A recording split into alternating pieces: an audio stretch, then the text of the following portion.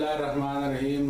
अस्सलाम वालेकुम रहमतुल्लाह। तमाम तारीफ़ें अल्लाह ताला की ज़ात के लिए जो किसी की मुताज नहीं, और लाखों करोड़ों दुरूद सलाम नबी पाक सल्लल्लाहु अलैहि वसल्लम की ज़ात पर। आज की वीडियो में हम बात करेंगे एंटीबायोटिक्स के मतलब एंटीबायोटिक्स कब कब ली जा सकती है, और ये एंटीबायोटिक्स का इस्तेमाल कब होता है, बैक्टीरिया क्या चीज़ है, वायरस क्या चीज़ है, एंटीबायोटिक्स हमारे जिस्म में काम क्यों नहीं करती। अगर आपने मेरा चैनल अभी तक सब्सक्राइब नहीं किया तो सबसे पहले इसको सब्सक्राइब करें, और कमेंट सेक्शन में जिस तरह पहले भी लोगों ने बहुत ज़्यादा बताया कि वायरस और बैक्टीरिया से रिलेटेड आप कोई नया टॉपिक लेकर आएँ, तो मैं आप सब लोगों की फरमाइश पे बैक्टीरिया और वायरस और एंटीबायोटिक से रिलेटेड ये टॉपिक लेकर आया हूँ। कमेंट सेक्शन में ज़रूर बताएं कि नेक्स्ट किस डिजीज़ से रिलेटेड वीडियो बनाएं। बैक्टीरिया क्या है? बैक्टीरिया एक सिंगल सेल ऑर्गेनिज्म है, और इसकी एक सेल वॉल होती है।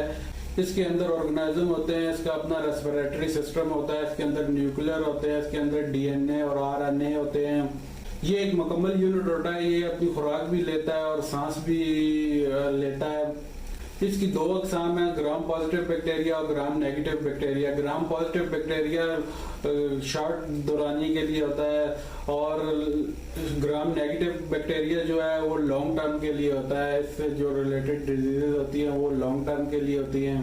बैक्टीरिया को रोकना इन्फेक्टेड के दौरान बहुत ज़्यादा मुश्किल हो सकता है। कुछ बैक्टीरिया 20 मिनट में 1 से 2 हो जाते हैं।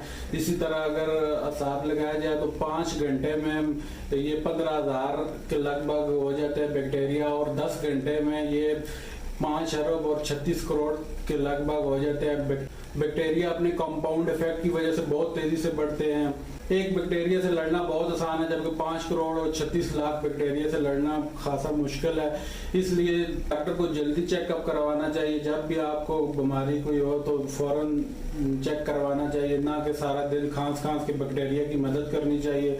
फौरन डॉक्टर से रुजू करें और स्टार्टिंग में ही बैक्टीरिया को किल कर डालें। जब पेशेंट को एंटीबायोटिक दी जाती है तो बैक्टीरिया मरना शुरू हो जाते हैं। कुछ बैक्टीरिया छुप कर बैठे हुए होते हैं, या कुछ बैक्टीरिया तक प्रॉपर मकदार में खुराक मेडिसिन एंटीबायोटिक नहीं पहुंच सकती, जिस वजह से वो नेक्स्ट टाइम अपना डीएनए चेंज कर लेते हैं, और फिर वही मेडिसिन दोबारा अगर उसी पेशेंट को यूज़ कराई जाए तो वो उस पर इफेक्ट नहीं डालती, क्योंकि उसने अपना डीएनए चेंज कर लिया होता है और वो उस पर बिल्कुल इफेक्ट नहीं करती, और बैक्टीरिया अपने आप को मॉडिफाई कर लेता है। यहाँ से शुरू होती है इंसानों और बैक्टीरिया की जंग, और साइंसदानों ने इससे रिलेटेड नया फार्मूला ईजाद किया एंटीबायोटिक्स का, और इसी तरह बैक्टीरिया ने भी और अपने डीएनए ऊपर चढ़ाकर खौल को और मजबूत करके फिर इसी तरह प्रॉपर एंटीबायोटिक्स नई से नई ईजाद होती गई, और 7 जनरेशन तक एंटीबायोटिक्स ईजाद हुई।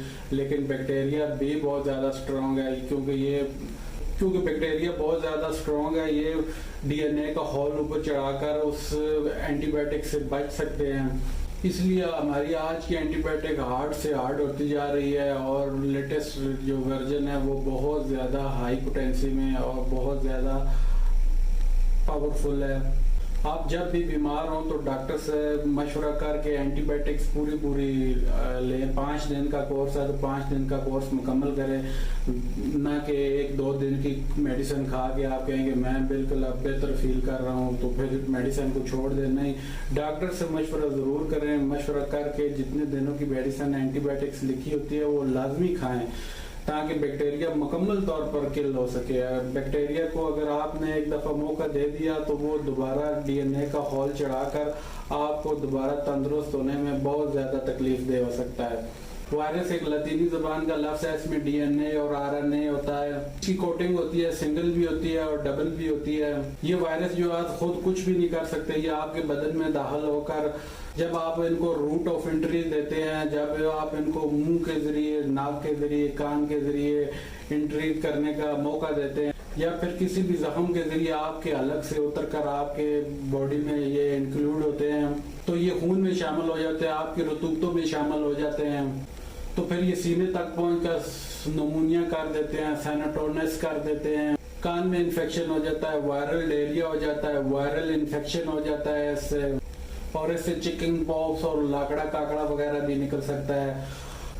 उम्मीद है आपको मेरी ये वीडियो बहुत ज़्यादा पसंद आई होगी। मैं आपको नेक्स्ट वीडियो में बताऊंगा इंशाल्लाह कि कौन सी एंटीबायोटिक किस किस मकसद के लिए यूज़ होती है। वीडियो देखने के लिए बहुत ज़्यादा शुक्रिया। अस्सलाम वालेकुम।